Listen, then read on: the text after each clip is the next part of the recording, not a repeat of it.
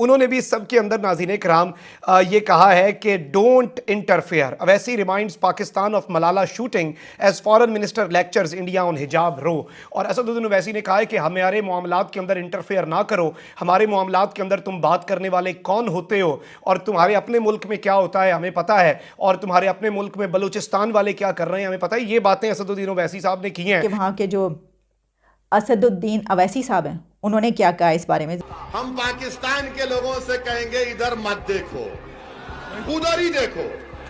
तुमको तुम्हारे पास बलूचियों का प्रॉब्लम, तुम्हारे पास क्या क्या झगड़े हैं, तुम उसको देखो। ये देश मेरा, तुम्हारा नहीं है, हमारे घर का मामला है। आप इसमें अपनी टांग या अपनी नाक मत अड़ाओ, जख्मी हो जाएंगी तुम्हारी टांग और नाक। और इस कौम के सियासतदानों पे और इस कौम के हुक्मरानों के मुंह पे तमाचा है। भारत का तो मसला ही और है भाई। मैं ये समझती हूँ कि भारत एक सेकुलर कंट्री है, आप समझें या ना समझें, मैं ये समझती हूँ। देखिए कितनी बड़ी आबादी, कितना बड़ा मुल्क, कितनी ancient civilisation, one of the most ancient civilisations is Hinduism, Indians, और पुरानी तरीन तहजीबों में से एक तहजीब, लेकिन फिर भी सदियों से एक साथ रह रहे हैं मुसलमान, हिंदू और कितने ज़्यादा फ़िरके। और ठीक है ऊँच नीच होती रहती है, लेकिन वो बड़े जो है इतनी बड़ी सबके अंदर असदुद्दीन ओवैसी जो है उन्होंने भी सबके अंदर नाज़रीन कराम ये कहा है कि don't interfere. Owaisi reminds Pakistan of Malala shooting as foreign minister lectures India on hijab row. और असदुद्दीन ओवैसी ने कहा है कि हमारे मामलात के अंदर इंटरफेयर ना करो, हमारे मामलात के अंदर तुम बात करने वाले कौन होते हो और तुम्हारे अपने मुल्क में क्या होता है हमें पता है, और तुम्हारे अपने मुल्क में बलूचिस्तान वाले क्या कर रहे हैं हमें पता है। ये बातें असदुद्दीन ओवैसी साहब ने की हैं।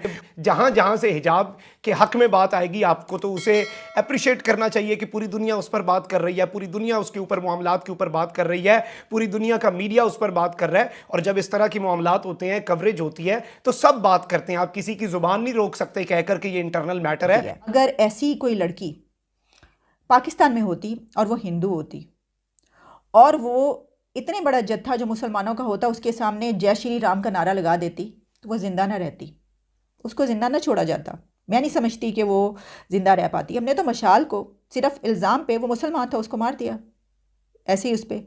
हमने प्रियंका के साथ क्या किया, हालांकि उसने कोई नारे नहीं लगाए थे, कोई उसने जो है जय श्री राम या अपने मज़हब का कोई नारा नहीं, हमने फिर भी उसके साथ ये सलूक किया। तो जो लोग ये क्या, देखिए भारत में तो ह्यूमन राइट्स की वायलेशंस होती रहती हैं, ये तो एक वतीरा बन गया। ये तो अपने गरेबानों में भी थोड़ा सा झांक लीजिए। जिस तरह मैंने कहा कि हमारे मुल्क में, आपके मुल्क में तो लड़की की मजाल नहीं कि मोटरसाइकिल पर, स्कूटी पे वो कहीं बाहर इस तरीके से रिवाज पड़ जाए और वो अपने काम करने के लिए निकल जाएं। क्या होता है, लड़की जाती है साथ उसका छोटा भाई, उसका बहुत छोटा भाई जो है वो उसके साथ जाता है उसकी हिफाजत के लिए। हमारा तो ये रिवाज है।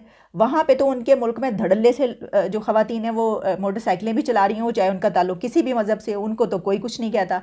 और फिर ये कि इतनी बड़ी आबादी वाले मुल्क में 1.5 अरब में 24-25 करोड़ मुसलमान हैं। हमारी कुल आबादी के मुताबिक उनकी ये पॉपुलेशन, उनकी जो अक़लियत है वो इतनी बड़ी एक मेजॉरिटी है, 25 करोड़ मुसलमान। उनको संभालना कोई आसान काम नहीं है। जो हमारी 4% 4% हमारी माइनॉरिटी को हम ले आए हैं, लेकिन हम मलाला के ख़िलाफ़ खूब गंदे ट्रेंड्स चलाएंगे, फास्ट ट्रेंड्स चलाएंगे। हमने अपने गवर्नर को इल्ज़ाम लगा के मार डाला और बहुत सारे लोगों ने उसको सही कहा कि सही किया जो कुछ हुआ है। हम हिंदू लड़कियों को ज़बरदस्ती मुसलमान करके उनसे शादियां करते हैं। हम व्हाट्सएप चैट्स की वजह से ऐसे ऐसे मुकदमों की ऐसे सज़ाएं देते हैं कि 26 साल अनीका को जो हम कहते हैं कि इसको जो है सज़ाए मौत देते हैं। आप सोचिए कोई लड़की होती यहाँ पर, पाकिस्तान में ऐसा हुआ होता और कोई लड़की जय श्री राम का नारा लगाती और जत्था होता मुसलमानों का, उसका बचना मुमकिन था? नामुमकिन था। तो थोड़ा सा गरेबानों में भी झांक लेना चाहिए। इसीलिए मैंने कहा कि ये वही है बात कि क्या हम दोनों जो कंट्रीज़ हैं हम एक दूसरे के मामलात को उछालने की कोशिश करते हैं, लेकिन भारत का तो मसला ही और है भाई।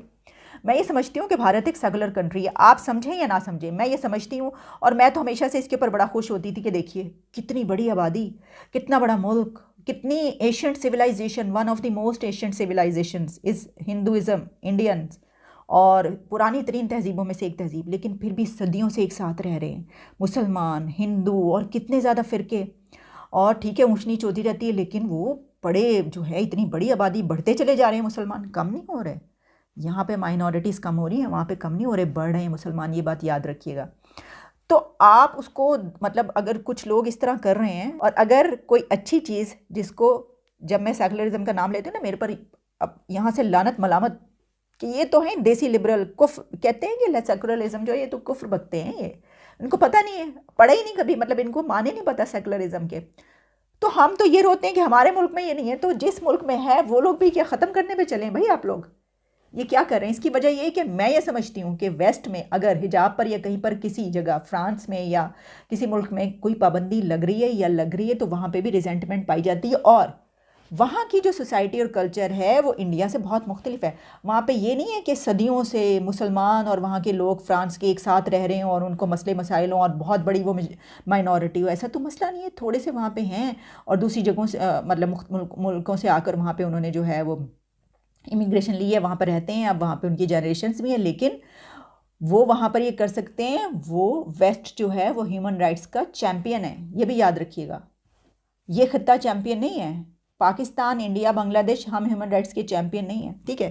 तो अगर तो हम ये सोच के खड़े हैं कि हम बहुत अच्छे हैं और दूसरे बहुत बुरे हैं, तो हमें अपने गिरबान पे इन सब चीज़ों पे जो है झांक लेना चाहिए, ज़रा तवज्जो दे लेनी चाहिए। और मैं आपको ये भी दिखाती चलूँ कि वहाँ के जो असदुद्दीन अवैसी साहब हैं, उन्होंने क्या कहा इस बारे में। कमिश्नर एक बड़े हुआ करते थे हमारे, बड़े शाह साहब लंबे से, और वो भी जाया करते थे। और फिर लेकिन अब एक और जो है डैम बना है और सेनेट में भी उसकी बासगई सुनी गई है। ये जो मामला है, जब ये हुआ, मेरा ख्याल अयूब खान साहब के दौर में ये पैक्ट वगैरह हुए थे सारे, अब इसको रिवाइज करने की कोई ज़रूरत नहीं महसूस होती? पाकिस्तान क्या करे? आलमी अदालत में भी गया और सारा इंडियन कुछ भी आर्गूमेंट हुआ। क्या है? क्या है? बड़ी तकलीफ दे आर्गूमेंट, और इस कौम के सियासतदानों पे और इस कौम के हुक्मरानों के मुंह पे तमाचा है। वो की कहते हैं, वो कहते हैं कि पाकिस्तान 3 दरियाओं का पानी अपने लिए इस्तेमाल करेगा, और अगर वो इस्तेमाल नहीं करता रिजर्वायर के तौर पे और वो समुद्र में जाता है, तो जब तक वो पूरा इस्तेमाल करने के रिजर्व बनता है, इंडिया उसको उतने वक्त तक इस्तेमाल कर सकता है। अच्छा, आप ना बनाए कालाबाग डैम, कालाबाग डैम ना बनाए, हम आपस में इस पर सियासत करते करते रहे, रहे, वो करेंगे। ये है तमाचा हमारे